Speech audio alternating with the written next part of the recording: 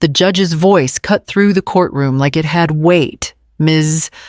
Lane, explain why payments from your mother's surgery fund were used to schedule your own cosmetic procedure in Charlotte." Allison did not answer. She stared at the table as if the wood grain could swallow her whole. I felt my chest tighten, two different kinds of pain fighting for space. But before the judge demanded anything further, the sound in my head dropped away, and all I could hear was the memory of that night. The night everything cracked open. Thanksgiving. Asheville. My daughter's home. Her perfect dining table. Perfect place settings. Perfect smile that never seemed to reach her eyes anymore. I was 71. Tired from the short walk from the driveway and trying to stay steady. My heart had been giving me warnings for months, and the surgery date mattered more than anyone there seemed to understand. I waited until the forks were lifting and everyone was mid-bite. "Allison," I said gently, "did the hospital send my surgery date?" The air changed. My daughter's hand froze halfway to her mouth. She did not even look up. She just pressed her napkin into her lap like she was trying to steady herself. "My nephew's sweet," Oblivious chimed in. "Oh, that envelope came last week, right? I saw it on the counter when we stopped by." The room went still. Allison's husband shifted in his chair. Someone coughed. Someone else set down a glass too quickly.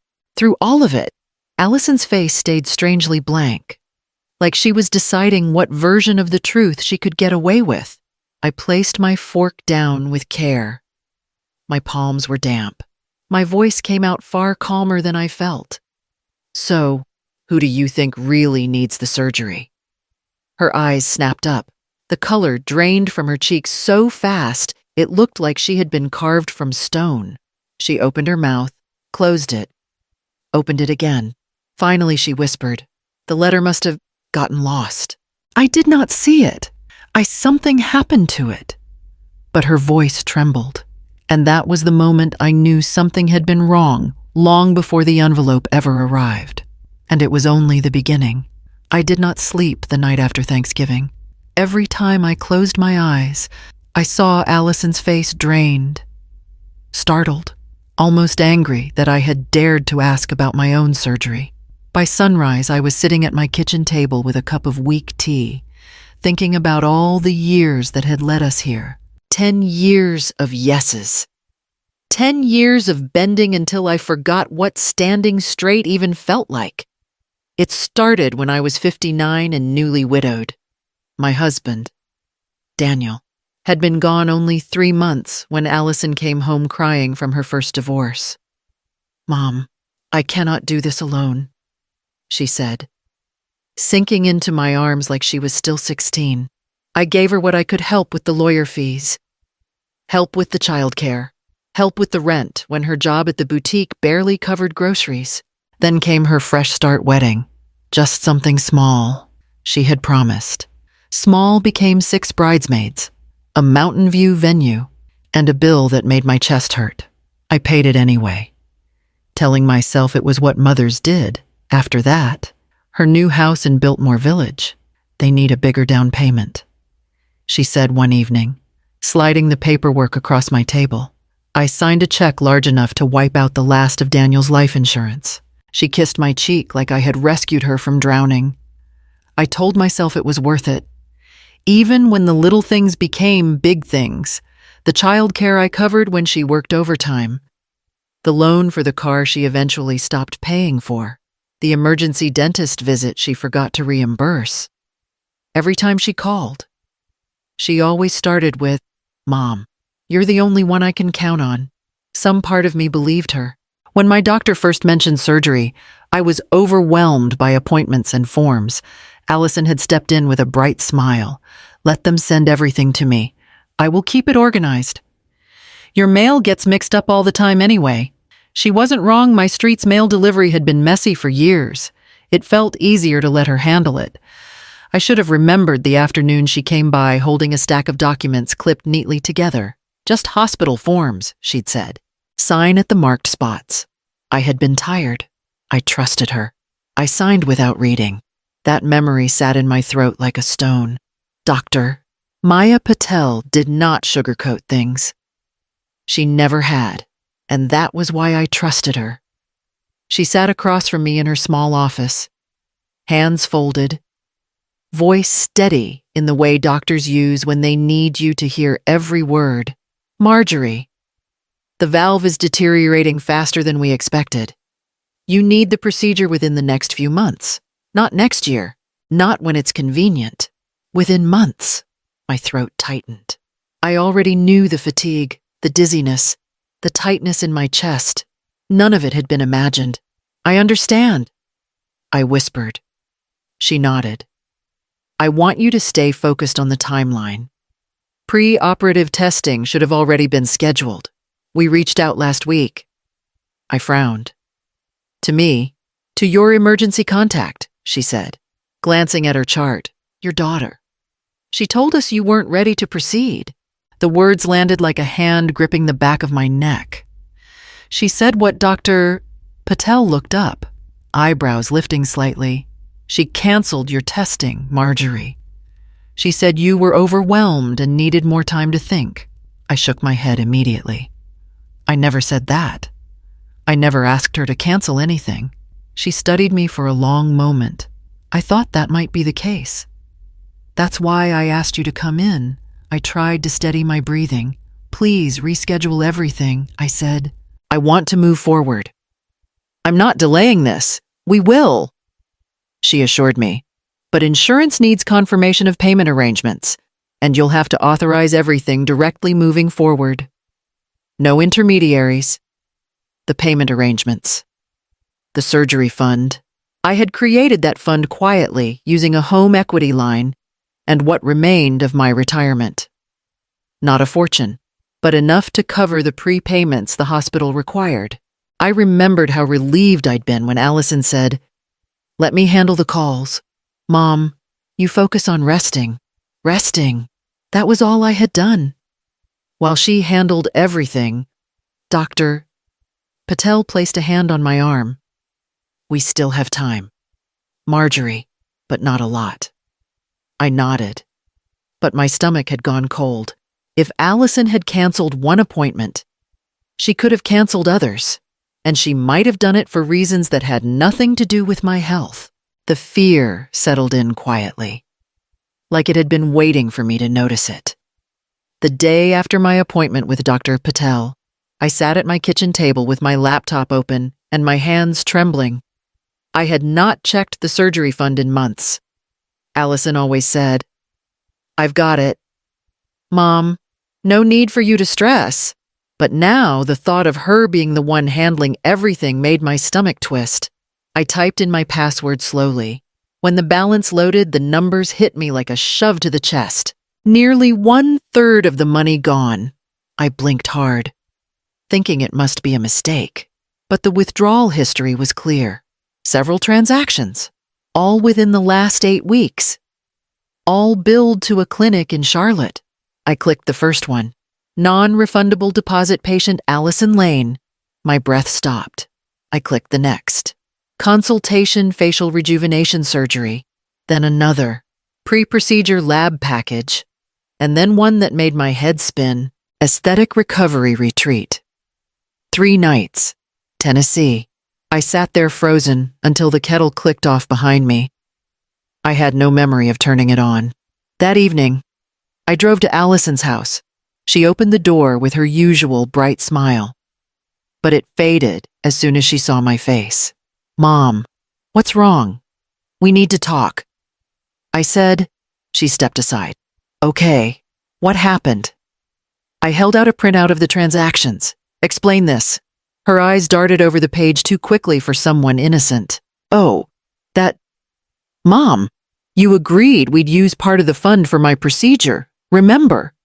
We talked about this weeks ago." "No," I said quietly. "We did not." She laughed nervously. "Mom, you're confused. You've had so much on your mind. The surgery, the appointments. Maybe you forgot." "I did not forget," I said.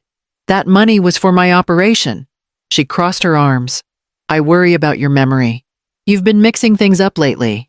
Maybe we need to slow down." Her tone was gentle, almost sympathetic. But her eyes held something else calculation. Something inside me went cold. This was not a misunderstanding. This was a decision she had made long before I ever opened that account. 2 days after our confrontation, I stepped outside to take out the trash when my neighbor, Mrs. Jenkins, waved me over.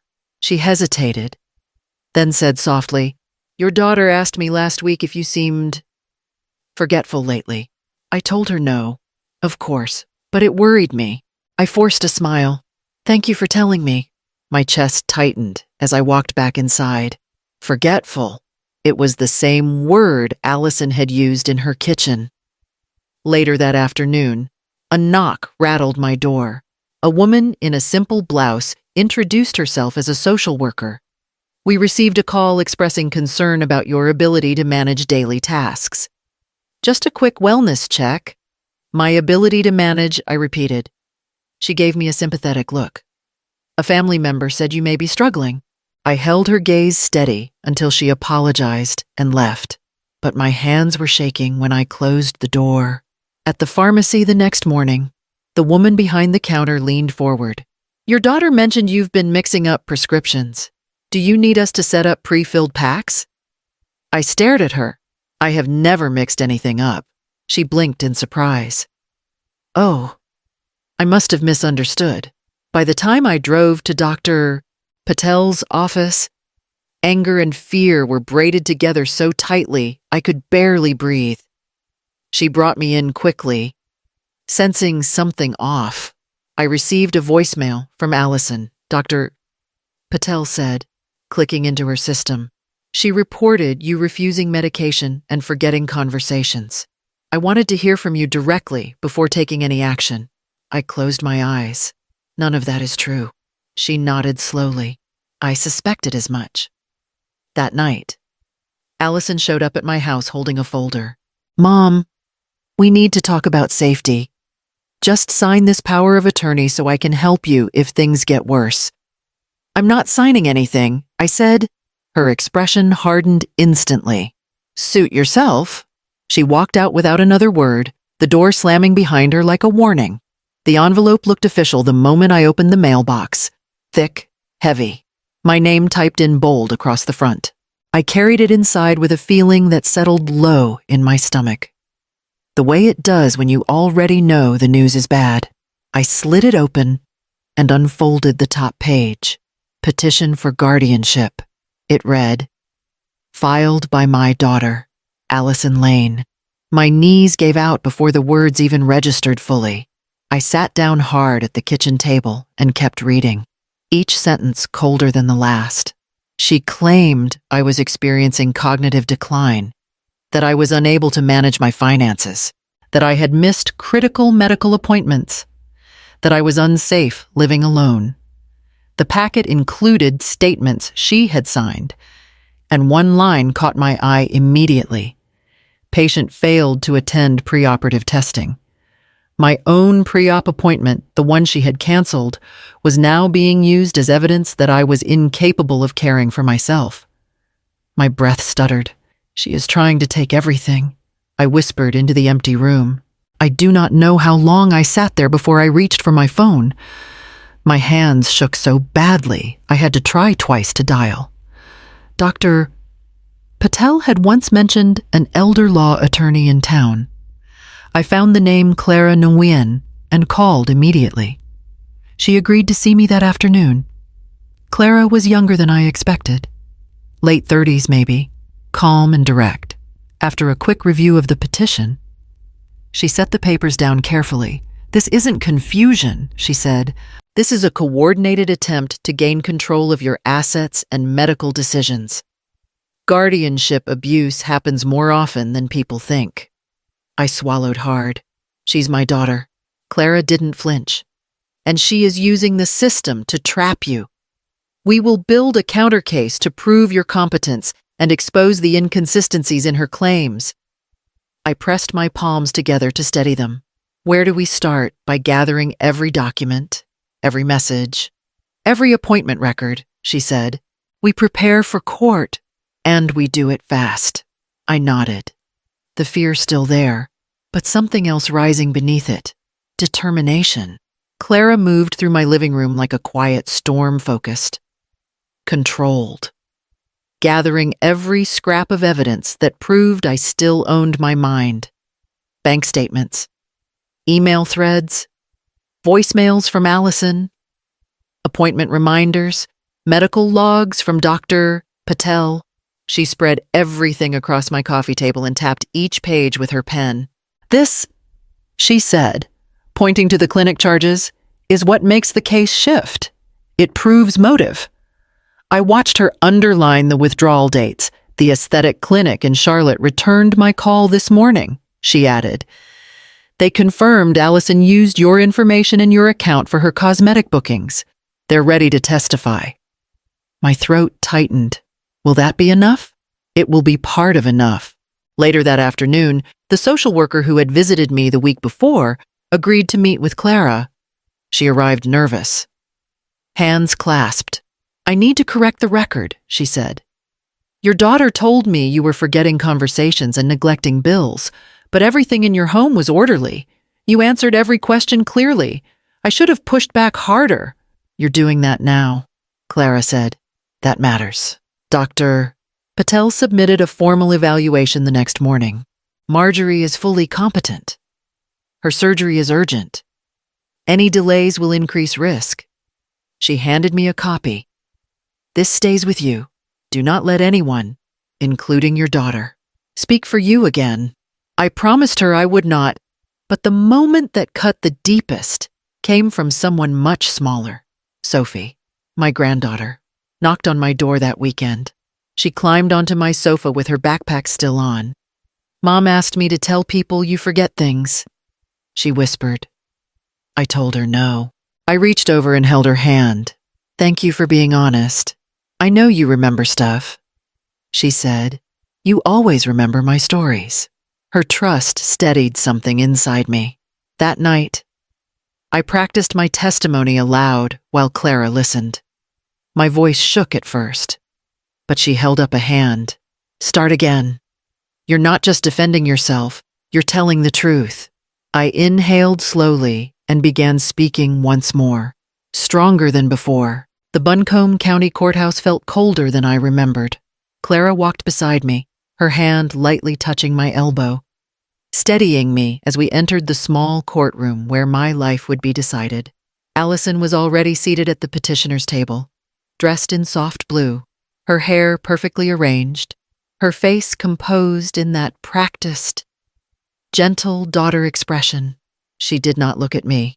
Her lawyer rose first, voice smooth and practiced. Your Honor, my client has spent months trying to help her mother, who is clearly slipping. Missed appointments, confusion about paperwork, unsafe living conditions. Ms. Lane is simply trying to save her mother from herself. I kept my hands folded in my lap, jaw clenched. Clara stood slowly. Your Honor, we will prove those claims are not only false, but intentionally fabricated. She handed a stack of documents to the bailiff. We begin with financial records showing that nearly 1/3 of the surgery fund was withdrawn for non-medical expenses, and evidence from the Charlotte Aesthetic Renewal Center. The clinic's representative approached the stand, a woman in her 40s with a clipped, professional tone. Yes, those transactions were for Ms. Allison Lane. She used her mother's account and identified herself as the decision-maker. Allison stiffened. Her lawyer stood quickly, irrelevant. Cosmetic procedures have nothing to do with Clara cut him off. They have everything to do with motive. Next came the hospital coordinator, who confirmed flatly. We received a cancellation from the emergency contact, Ms. Allison Lane. She stated that her mother was confused and not ready.